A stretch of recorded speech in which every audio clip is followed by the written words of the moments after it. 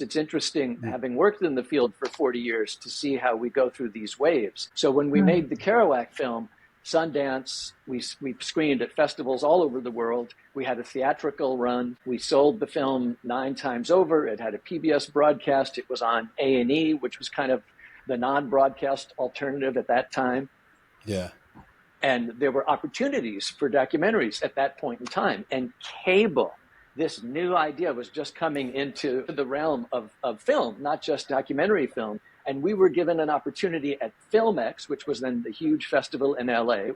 And that's kind of where we ended our festival run, to make a feature film. Someone said, we like your sensibility, because we did some dramatizations in the Kerouac documentary. We took his prose and poetry, and we had an actor reading them and acting out some of those scenes. And so we were asked to make a feature film, and someone gave us development money.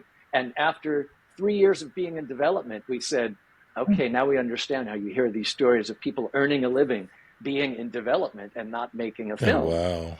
And, we'd spent 7 years trying to make the documentary, so it wasn't that we weren't accustomed to that.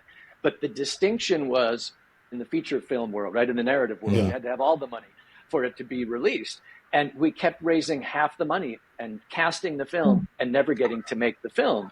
And so it was kind of a crazy experience. And then by the time we decided we didn't want to do that anymore, like the sort of wave of opportunity for us had passed. It was like, here's this new outlet, cable, and they're looking for content. And then, kind of like happens with streamers now, as soon as the distributor, if you will, right, and the entity starts developing their own projects and paying for them, and they have their own projects in the pipeline, they're not so interested in having someone come in from the outside. They're not so interested in acquiring something, right? And so that window just kind of like sort of slams shut. So it's interesting how that's happened again.